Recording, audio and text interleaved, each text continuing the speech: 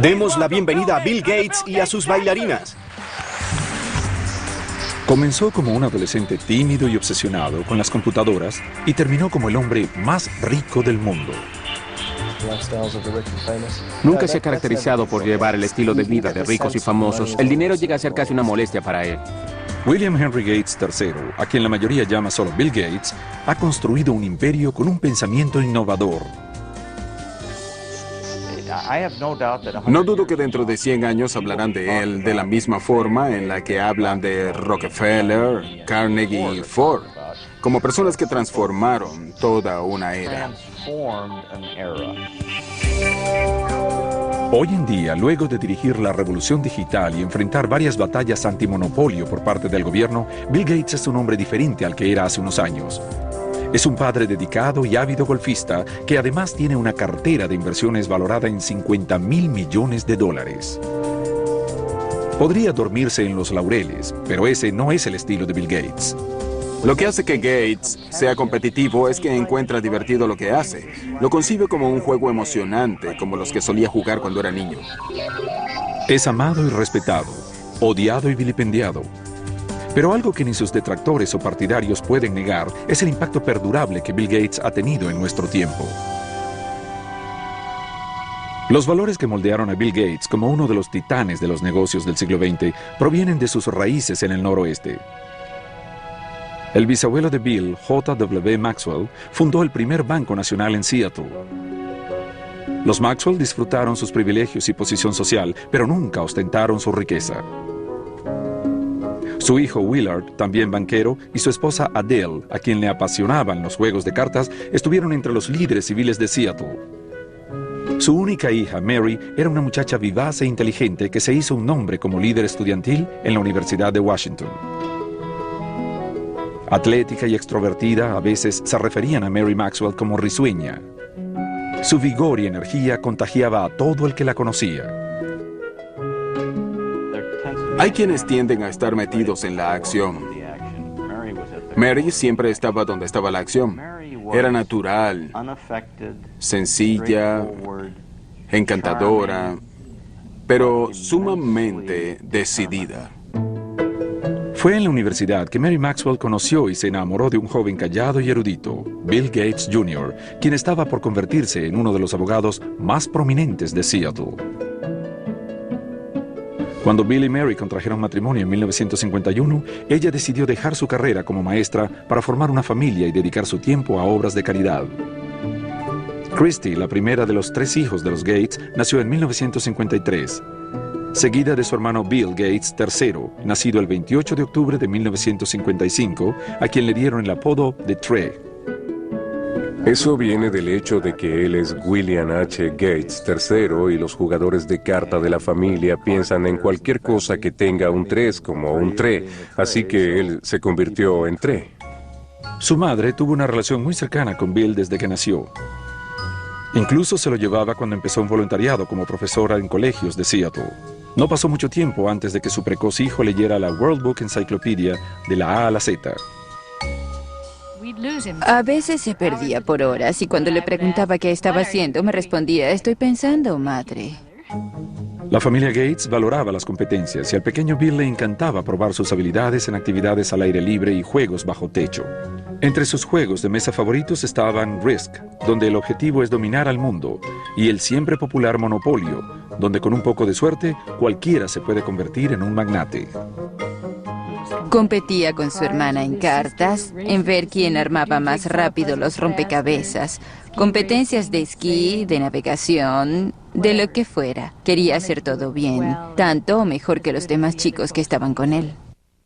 Cada verano los Gates iban a un lugar llamado Cheerio, ubicado en el canal Hood. Era aquí donde Bill, su hermana menor Libby y el resto de la familia se unían a los amigos para organizar sus propios Juegos Olímpicos. Si te quedabas un par de días con ellos, terminabas agotado de tantos juegos y actividades. Era un lugar muy animado, definitivamente muy competitivo, de eso no hay dudas, y los niños eran parte de todo aquello, nunca había un momento aburrido.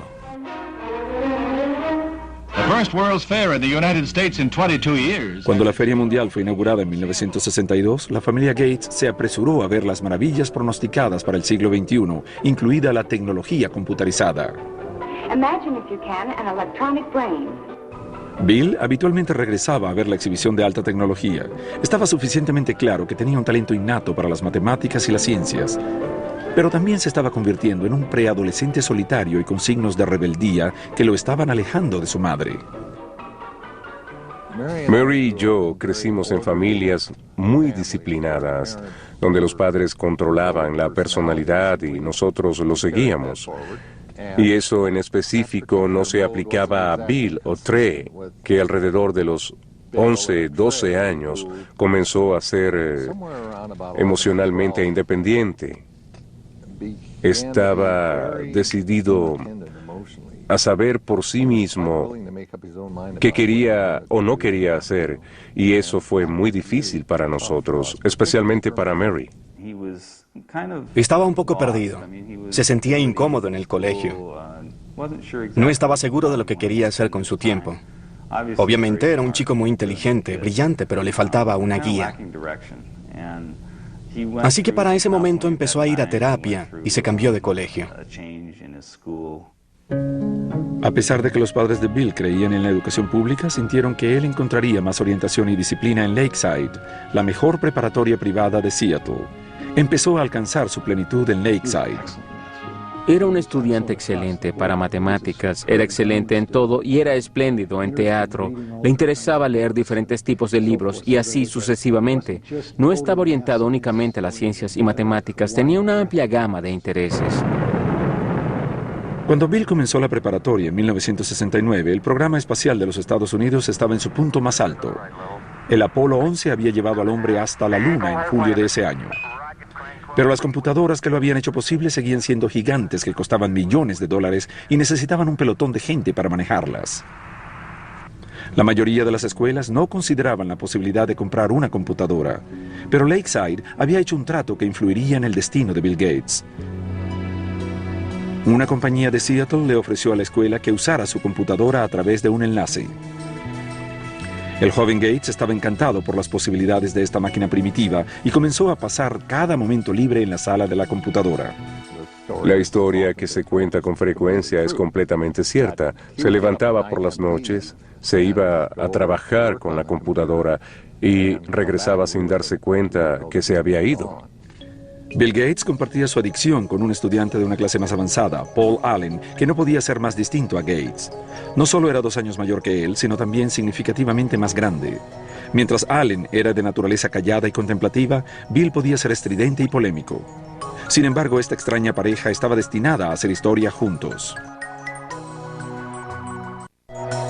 Mientras asistía a la prestigiosa preparatoria Lakeside, Bill Gates conoció a Paul Allen, un estudiante de una clase más avanzada que compartía su obsesión por las computadoras. Paul Allen y Bill Gates se hicieron muy unidos al escribir códigos de programación juntos con los que de alguna forma competían, pero de vez en cuando peleaban. Un día, Paul Allen votó a Bill Gates, que era más joven que él, de un grupo de programadores que habían formado. Sin embargo, luego se dio cuenta que necesitaba que Gates regresara. No podía continuar sin él. Al regresar, Gates dijo, estoy feliz por haber regresado, pero ahora yo estaré al mando. Para 1970, cuando Bill solo tenía 15 años, él y Paul Allen se asociaron en un negocio. Los chicos tuvieron una ganancia neta de $20,000 con Draft O Data, un programa computarizado que crearon para medir el tráfico automovilístico en Seattle. A pesar de que Bill venía de una familia adinerada, estaba decidido desde el inicio a formar su propia fortuna. El padre de uno de los amigos de la infancia de Bill decía que tenía olfato para los negocios. Incluso durante su infancia, ya sabía el valor de un contrato. Y tanto era así que tenía un acuerdo para usar el guante de béisbol de su hermana mayor, que estaba firmado como un documento legal. En el verano de 1972, a los 17 años, Bill fue a la ciudad de Washington a trabajar como paje del Senado. Este contacto con la política y el gobierno le resultaría muy útil más tarde. Al regresar a casa en otoño, se tomó un descanso del colegio cuando a él y a Paul Allen les dieron la oportunidad de tener su primer trabajo real en una empresa de computación. Empezaron a hablar de iniciar su propia empresa, pero los Gates le insistieron a su hijo que terminara la preparatoria y estudiara en la universidad. Su madre se preocupaba por él porque era retrasado social. Bueno, tal vez lo era, pero tenía otras cosas en mente. No era descortés ni brusco. Tal vez iba a su propio ritmo. Es un genio y tiene prioridades diferentes. Bill se graduó de Lakeside en 1973 y sus padres se enorgullecieron cuando fue aceptado en la Universidad de Harvard. Así que dejó Seattle y se dirigió hacia el este, a Cambridge, Massachusetts.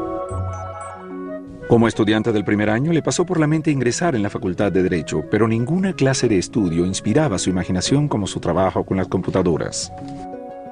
Bill era el tipo de persona que siempre estaba decidida a hacer lo que de verdad le interesa. Las cosas que menos le interesaban, que usualmente incluían las actividades académicas, las dejaba en manos de su talento. Recuerdo que hubo un curso de introducción a la literatura griega en el que él no hizo, si mal no recuerdo, ninguno de los trabajos durante todo el año. La noche antes del examen se quedó estudiando, se durmió en parte del examen e incluso con todo eso salió bien. No era sorpresa alguna que Gates se quedara dormido en un examen.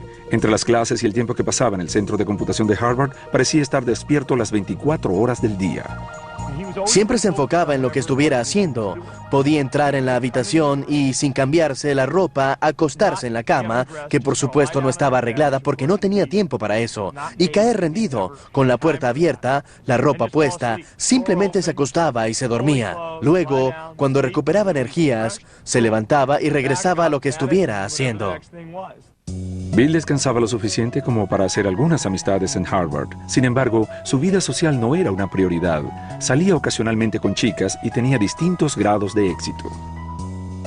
Entrevisté a varias mujeres que salieron con Bill por corto tiempo y una de ellas me dijo que lo primero que le había preguntado Bill era la puntuación que había obtenido en la prueba de evaluación académica. Esto no es precisamente lo que las jovencitas quieren oír. Sin embargo, para Bill Gates, que había obtenido una puntuación perfecta en la sección de matemáticas, era algo para sentirse orgulloso y quería que la persona con la que saliera también tuviera una puntuación alta. A Bill le fue excelente en matemáticas, pero como era de esperarse, cuando se dio cuenta que no era el número 1 en matemáticas en Harvard, declinó su intención de convertirse en matemático.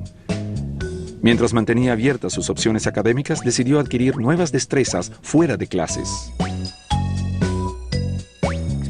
Dedicó gran parte de su tiempo a jugar videojuegos, especialmente póker, algo que todos hicimos en nuestra época universitaria.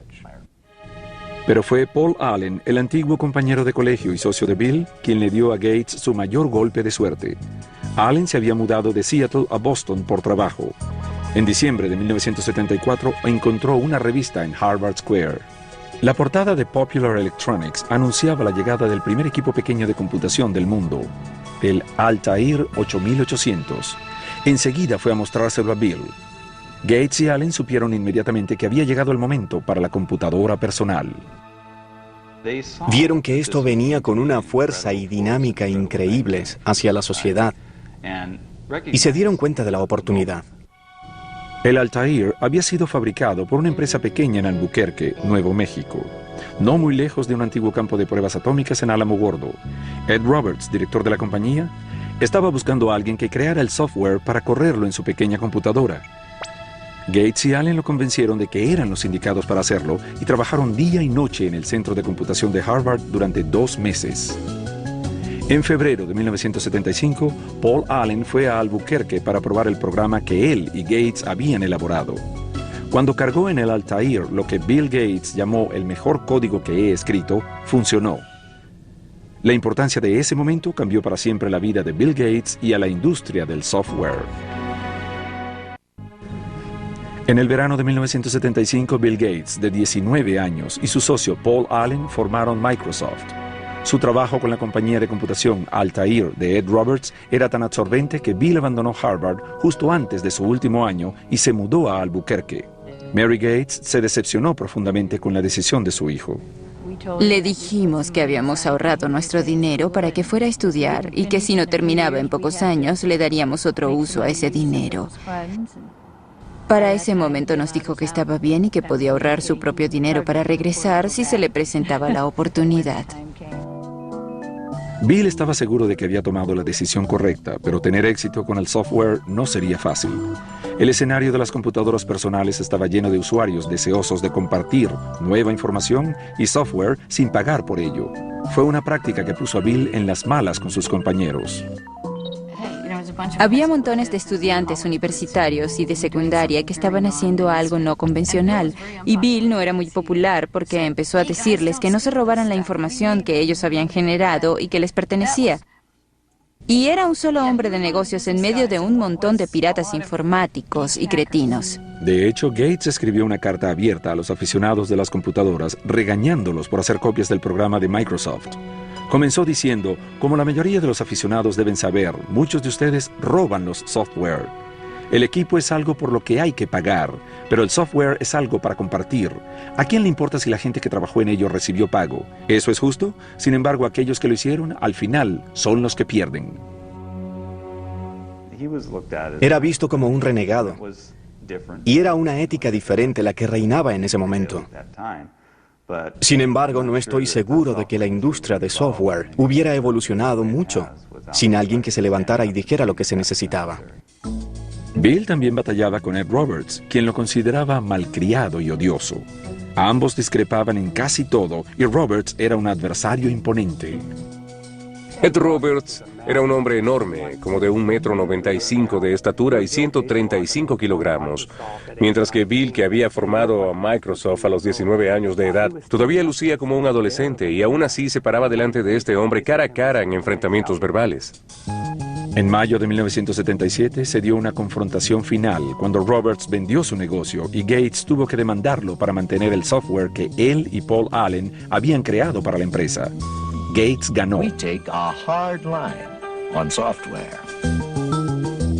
Microsoft se expandió en nuevos lenguajes para software y Gates y Allen empezaron a vender sus productos a otras empresas de computación. Al final de 1978, con ventas que se acercaban al $1 millón, mudaron Microsoft de Albuquerque a Seattle.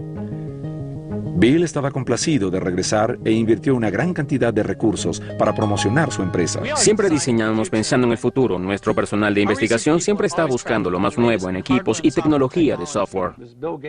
Fue Bill Gates el genio del mercadeo detrás de Microsoft. Al principio era él quien salía a vender su empresa y su software y en muchas oportunidades se llevaba a su madre durante los viajes. Bill era altamente respetado y su bien relacionada madre le sirvió de pivote al comienzo de su carrera. Mary había trabajado con muchas juntas corporativas, así como en la Universidad de Washington. Era parte de la Junta Nacional de United Way. Junto a ella estaba el director general de IBM. Y de esta manera fue a través de ella que su hijo lo conoció. What would your ideal home computer be like? Para noviembre de 1980, IBM le estaba dando lata a los novatos de Microsoft. La empresa de computadoras más grande quería hablar con Gates y Allen sobre la creación de un sistema operativo para su nueva línea de computadoras personales. Desde su primera reunión, IBM se formó una idea errada de sus interlocutores. Se veía como un adolescente. Era delgado y tenía un estilo informal. Básicamente no lo tomaban en serio como un hombre de negocios. Pero los ejecutivos de IBM pronto se dieron cuenta de que Gates no era ningún aficionado. Rápidamente los convenció que Microsoft podía crear su nuevo software. Primero compró el sistema operativo existente y luego lo adaptó para las computadoras personales de IBM. Lo llamó el MS-DOS. Bill Gates, como un astuto hombre de negocios que siempre fue, sabía dónde obtener un sistema operativo.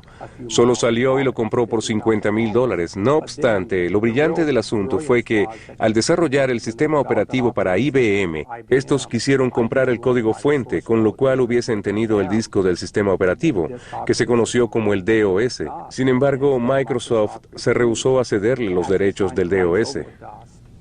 Pero al no tener los derechos del sistema operativo, IBM tenía que pagar una tarifa a Microsoft por cada copia del DOS instalado en sus computadoras. IBM también estaba a punto de perder su impulso en la venta de computadoras. Mientras otras compañías lanzaban computadoras más baratas que las de IBM, Microsoft pudo venderles a todas el mismo sistema operativo.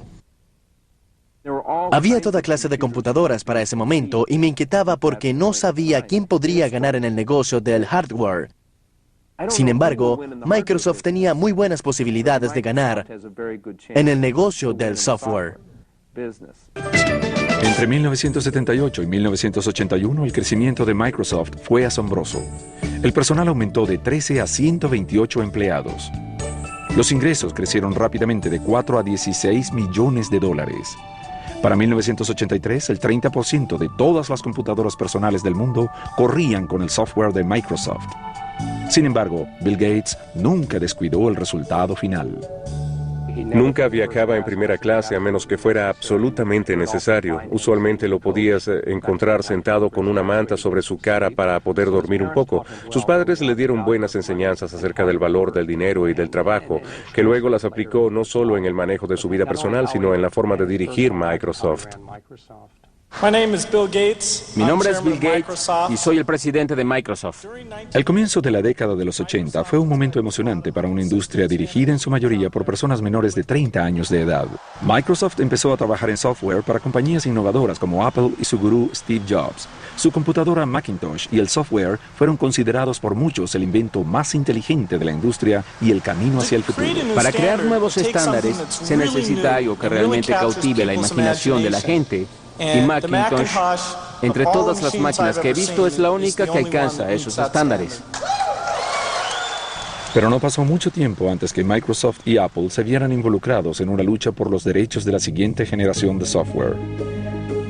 Bill Gates también estaba a punto de recibir una noticia que afectaría a Microsoft hasta sus bases. Para 1983, el futuro no se podía ver más prometedor para Bill Gates, de 28 años, y Microsoft. El negocio de las computadoras personales estaba en ascenso y aún más la demanda de software.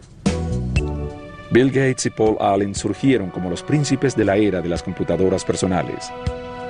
Sin embargo, en medio del rápido ascenso de su empresa, fueron impactados por una noticia terrible.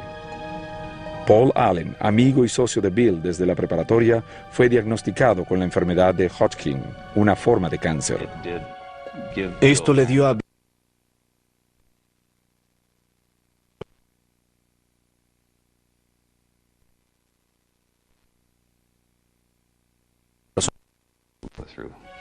La enfermedad de Allen entró en remisión un año después. Sin embargo, no volvió a ser parte del negocio de Microsoft en un 100%. Este fue el fin de una era para los dos hombres de 30 años que habían creado una empresa de importancia mundial generando millones de dólares. Creo que la historia demostrará lo increíblemente dinámica que era en realidad su sociedad. Con frecuencia los comparo con Lennon y McCartney, de los Beatles. Las canciones que escribieron juntos son las que recordamos y oímos una y otra vez. Individualmente eran unos excelentes compositores y seguimos escuchando las canciones que escribieron por separado, pero de alguna forma juntos eran mucho más que la suma de sus partes. Y Paul y Bill eran así. Para 1984, Bill Gates se había convertido en el foco central de Microsoft. En abril de ese año fue nombrado por la revista Time como el representante por excelencia de la nueva generación de empresarios, uno que entendía tanto el detalle tecnológico como las estrategias corporativas. Cuando trabajas con Bill puedes ver que en casi todas las reuniones o discusiones en las que se involucra, inmediatamente enlista todos los casos que pueden ocurrir, qué tal esto, qué tal aquello, y así sucesivamente. Así construye una lista mental de todo lo que podría pasar de una manera muy estructurada y luego lo va detallando. Sistema de archivos en modo a prueba de falla, súper avanzado. Frecuentemente se referían a Microsoft como campamento matemático donde el estilo exigente de gerencia de Gates mantenía activo el proceso creativo y a veces iniciaba fuertes confrontaciones. Al principio Gates cuestionaba todo. Cualquier cosa para él era la estupidez más grande del mundo.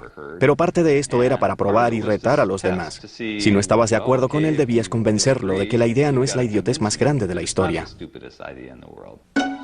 Un desafío constante de las ideas era necesario para mantenerse en la cima de una industria que cambia.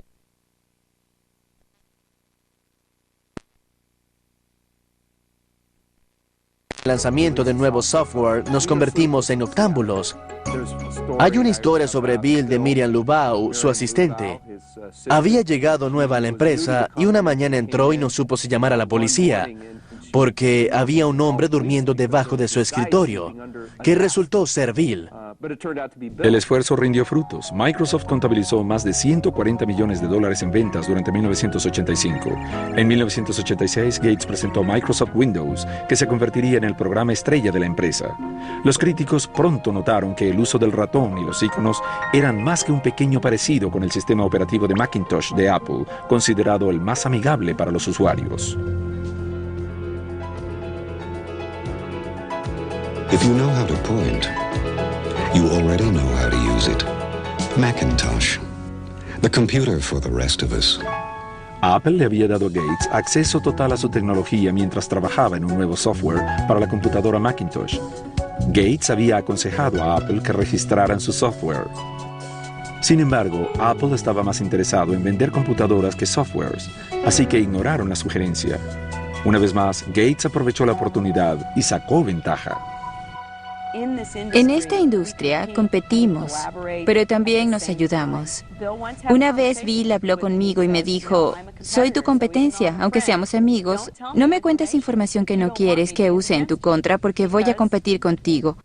Si me dices algo que sea útil para competir, lo voy a usar. Apple decidió que no iba a dejar que Gates se adueñara de su negocio y amenazó con demandarlo por Windows. Gates, en respuesta, dijo que retendría el software de Microsoft que Apple necesitaba desesperadamente para sus computadoras. Al final, Microsoft venció a Apple en la corte. Al final, Microsoft prevaleció al demostrar que, a pesar de que existían similitudes en la forma como operaban las computadoras, cada función individual de Windows era considerablemente distinta a las funciones de Macintosh. Aunque la primera versión de Windows tuvo sus fallas, le dio a Microsoft una nueva base financiera y creativa. En 1986, Bill Gates hizo pública su compañía. Mantuvo el 45% de las acciones, lo que lo convirtió en multimillonario a la edad de 31 años. Sin embargo, Gates nunca se sintió confiado sobre el estatus de su empresa. No quiere fracasar, y cuando sientes esa clase de miedo y te la pasas viendo por encima de tu hombro revisando que no haya nadie que pueda acercarse sigilosamente en cualquier momento, eso te consume, y a él lo convirtió en el ser humano más competitivo en la industria de las computadoras personales. Es emprendedor, tiene una intensidad candente. Gates también estaba ganando reputación de ser despiadado y algunos poderosos empezaron a alinearse en su contra. Ahora que las PC empezaban a tener auge, IBM decidió darle un gran impulso a su propio sistema operativo que reemplazaba el sistema DOS, que era licencia de Microsoft. Se llamó el OS/2. Nos preocupaba el hecho que pudiéramos enfrentar la tormenta que se nos venía, sobre todo porque era muy fuerte. IBM, una empresa muy poderosa con muchos programadores, mucho dinero y una gran determinación de sacar a Microsoft del negocio de los sistemas operativos. Irónicamente, Microsoft participó en el desarrollo del OS/2. Sin embargo, Bill Gates no tenía intenciones de abandonar su software. Decidió jugarse el futuro de su compañía y su reputación con el software de Windows y su equipo continuó mejorándolo, incluso si eso implicaba perder a IBM, que era su cliente más grande. El 22 de mayo de 1990, Microsoft lanzó Windows 3.0. Esta versión nueva y mejorada se convirtió rápidamente en un éxito en ventas. Al final, el OS/2 fracasó en el mercado, dejando a Microsoft prácticamente con un monopolio en sistemas operativos para PC. Con esto, la Comisión Federal de Comercio comenzó a denunciar que Gates estaba usando su dominio en los sistemas operativos para acabar con la competencia mediante la disminución de los precios de los productos Microsoft.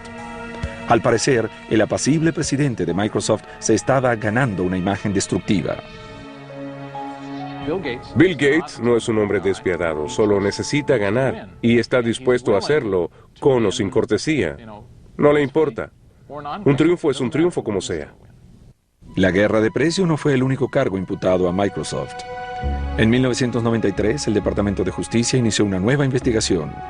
Gates tuvo que enfrentar a uno de sus adversarios más fuertes, el gobierno de los Estados Unidos. En 1993, Bill Gates y Microsoft se encontraban bajo una investigación del Departamento de Justicia de los Estados Unidos. Analizaron quejas según las cuales Microsoft les cobraba a los fabricantes de computadoras una tarifa basada en el número de computadoras vendidas, incluyendo las que no tenían instalado el software de Microsoft. Hacían que los fabricantes de computadoras le pagaran por el software de Microsoft sin importar que estuviera o no instalado en la computadora. De esta manera evitaban que sus competidores entraran en el mercado. El Departamento de Justicia acusó a Microsoft, la empresa de software más grande del mundo, de incurrir en prácticas desleales de contratación y mercadeo. En julio de 1994, Microsoft accedió a dejar de cobrar la tarifa en cuestión y el Departamento de Justicia desechó el caso. Gates nunca admitió que Microsoft tuviera un monopolio y sostuvo que simplemente proporcionaba un software mejor a un precio más bajo.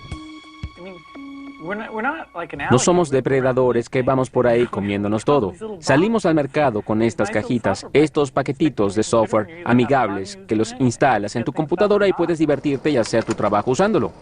Pero para los inversionistas no era así de simple. La investigación gubernamental y las peleas con IBM y Apple provocaron una caída del valor de las acciones de Microsoft. Ahora había más presión que nunca en lanzar la siguiente versión de Windows. Gates encontró formas ingeniosas de disminuir la tensión. Apareció en comerciales de la empresa en compañía del ejecutivo estrella de Microsoft, Steve Ballmer. A veces hacía entradas dramáticas al tratar de vender su compañía en las convenciones de software. Una vez llegó como el señor Spock de Viaje a las Estrellas. Gates también estableció los microjuegos. Esta competencia de juegos entre los trabajadores de Microsoft es una reminiscencia de los juegos de su infancia en el canal Hood.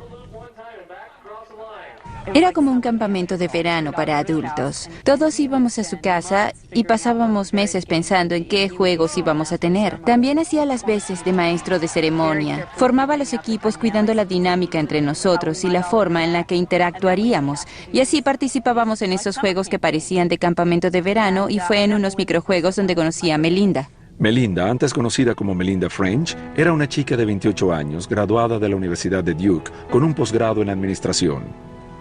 Había trabajado como ejecutiva de Microsoft por varios años. Estaba muy claro para la familia y amigos de Bill que ella era la mujer con quien Gates, de 37 años de edad, había decidido pasar el resto de sus días. Salió con Melinda por un tiempo antes de que se casaran, así que los vi juntos por varios años.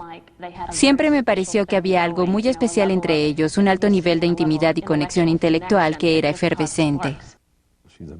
Es una persona maravillosa, la pareja ideal para él. Muy inteligente, organizada, solidaria, apegada a su familia y orientada hacia la vida familiar. Bill y Melinda se casaron en Hawái el 1 de enero de 1994. En la víspera de la ceremonia, Bill preparó una serenata muy especial para Melinda. Consiguió que Willie Nelson cantara la noche antes de su boda y fue una gran sorpresa. Bill se levantó y dijo, realmente amo a Melinda y me encantaría cantar para ella esta noche. Pero como no cantó muy bien, le pedí a un amigo que cantara para nosotros. Así que fue una gran sorpresa. En Melinda, Bill encontró una compañera que le dio esa felicidad a nivel personal que tanto había buscado, además de comprender las exigencias profesionales de su negocio. Sin embargo, a pocos meses de su matrimonio, la felicidad que Bill compartía con su familia se convertiría en dolor. A su madre Mary, quien había sido su aliada más fiel, le diagnosticaron cáncer de seno. Falleció en la mañana del 10 de junio de 1994. Bill corrió a casa para estar con su madre. Llegamos esa noche a casa luego de haber sido detenido por un oficial de policía por exceso de velocidad. Por supuesto, el oficial lo reconoció. Por cierto, no era la primera vez que lo detenían por esta causa. Y al observarnos, nos preguntó qué pasaba, porque las lágrimas me corrían por el rostro. Él le respondió, lo siento, es que mi madre acaba de morir. El oficial nos dejó continuar con la condición de que redujera la velocidad. Estaba profundamente afectado por la muerte de su madre. Todos lo estábamos. En los años siguientes, Bill siguió los pasos de su madre y continuó con su obra, creando una fundación filantrópica para ayudar a los proyectos grandes de salud y educación. Pero toda su fortuna y poder no lo protegerían de la crisis que él y Microsoft tendrían que enfrentar más adelante. Para 1995, Bill Gates, de 39 años de edad, se había establecido como esposo y hombre de familia. Junto a su esposa Melinda se tomó un descanso para explorar desde África hasta China. Ahora sí parecía que Bill Gates lo tenía todo.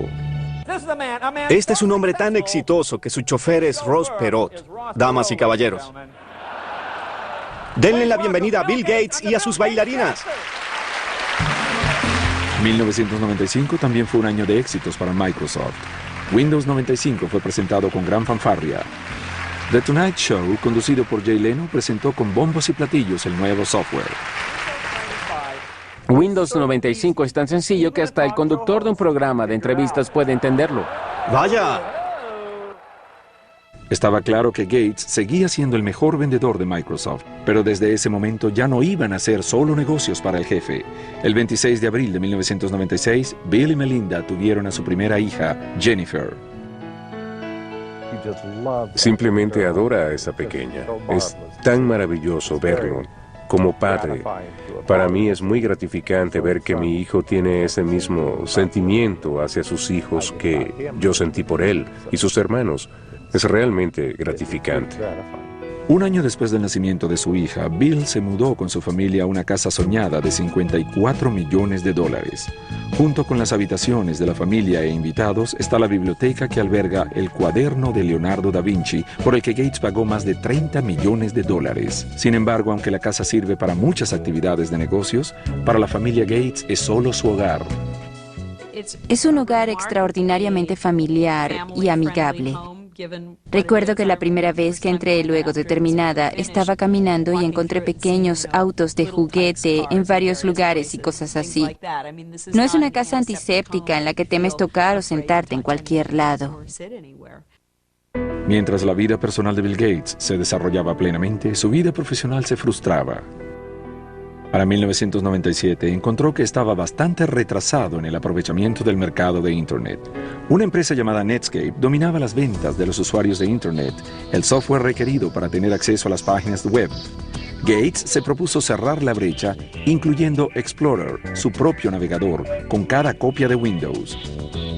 Muchos lo vieron como una jugada sucia, una movida para eliminar a su principal contrincante. Si Microsoft escoge poner en desventaja a Netscape o a cualquier otro competidor, entonces el consumidor no tendrá una oferta justa y cuando esto sucede, el mercado no puede funcionar efectivamente. En 1998, Gates fue citado en el Senado, donde alguna vez fue paje, y se le acusó de dirigir un monopolio ilegal.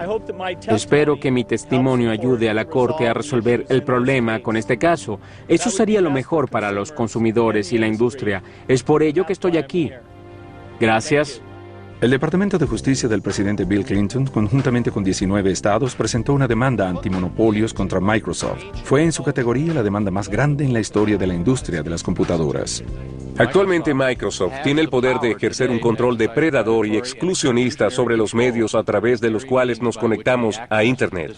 Es muy parecido a que General Motors tuviera la potestad de decidir qué tipo de gasolina le colocas a tu automóvil, o qué interestatal debes tomar, o incluso cómo llegas a la interestatal.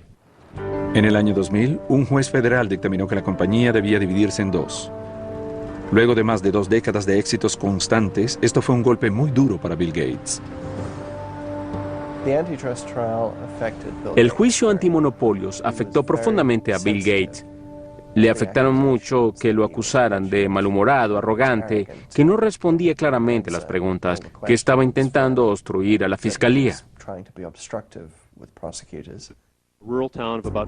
La demanda antimonopolio duró 4 años y le costó millones de dólares a Microsoft en tarifas legales. Al final, en 2002, el Departamento de Justicia, bajo la administración del presidente George Bush, le ofreció a Microsoft un acuerdo favorable. Ese fue un momento de desesperación para los detractores de Microsoft y uno de triunfo para Bill Gates y su empresa. En medio de la demanda antimonopolio, Bill Gates sorprendió a muchos al renunciar al cargo de director ejecutivo y nombrándose presidente y jefe de arquitectura de software. El trabajo de director quedó para su viejo amigo de Harvard, Steve Ballmer. Son viejos amigos y Gates de verdad quería ser solo el hombre de las ideas. En realidad quería retroceder un poco y así lo hizo. Y actualmente está trabajando muy bien. Fue muy difícil para él dejar ir a su criatura, pero ya se acostumbró. Durante la última década, Bill Gates ha tenido una misión: compartir su riqueza. En el año 2000 formó la fundación Bill y Melinda Gates, que invierte millones de dólares anuales en computadoras, medicinas y vacunas para aquellos que más lo necesitan. En el mundo la diferencia entre los ricos y los pobres es muy marcada. La conciencia colectiva de la crisis relacionada al SIDA y las intervenciones efectivas son muy pocas. Ahora es el momento de realmente hacer cambiar las cosas. Ha declarado públicamente que no dejará su enorme fortuna a sus hijos. Bien, lo que Bill Gates dijo es que regalará el 90% de su fortuna antes de morir. Bill Gates se ha convertido en un ícono global. Su segundo libro, Negocios a la velocidad del pensamiento, ha sido publicado en 25 idiomas y está disponible en más de 60 países. En 2004, la revista Forbes lo posicionó como el hombre más rico del mundo por 11º año consecutivo. Su cartera de inversión, estimada en $50.000 millones, le da algún tiempo para disfrutar la vida con su familia y otras actividades como el golf o el bridge. La industria sigue cambiando. Es el juego perfecto porque nunca se termina, así que te puedes sentar y descansar. En marzo de 2005, Bill Gates fue honrado con el título de Caballero Honorario por la reina Isabel II, en reconocimiento por su destacada contribución con el desarrollo de los países. Pocos meses después, Gates continuó su campaña para disminuir la pobreza mundial, haciendo una aparición sorpresiva durante el evento Live Aid. Allí se dirigió al público alrededor del mundo, sobre todo a los líderes políticos más importantes. Si aumentamos los recursos que los países desarrollados otorgan, podemos salvar vidas. Sabemos cómo invertir sabiamente esos recursos y creo que es importante que la gente lo entienda. Su trabajo no ha sido en vano. En 2005, la revista Time lo nombró, junto a su compañero de actividades, Bono, como personalidades del año. Cada uno aborda el problema de la pobreza mundial extrema desde su perspectiva, pero ambos comparten la misma pasión, esa pasión contra la injusticia y la voluntad de ayudar a esta gente a que se ayude a sí misma. Eso es lo que hace la diferencia y hace que la concepción de la gente cambie y que no vean a la pobreza como una causa perdida. Siempre viendo hacia el futuro, este visionario está invirtiendo mucha de su energía en expandir el mercado de Microsoft a nivel mundial en zonas como el Medio Oriente y China. La principal misión de Gates es incrementar y fortalecer la implementación de la tecnología de Microsoft en el sistema de computadoras de estas regiones. A pesar de todo, William Henry Gates y su empresa enfrentan retos constantes con sus competidores, desde Apple hasta Google. Pero Microsoft está apostando todo con la siguiente versión de su sistema operativo Windows, llamado ahora Windows Vista. Para placer de los detractores de Microsoft, este lanzamiento ha tenido algunos retrasos. Programado inicialmente para 2005, el lanzamiento fue replanificado para diciembre de 2006 y representa el mayor avance de la plataforma Windows desde la versión 95. Está diseñado para ser la base sobre la cual la industria podrá construir un nuevo camino hacia la innovación.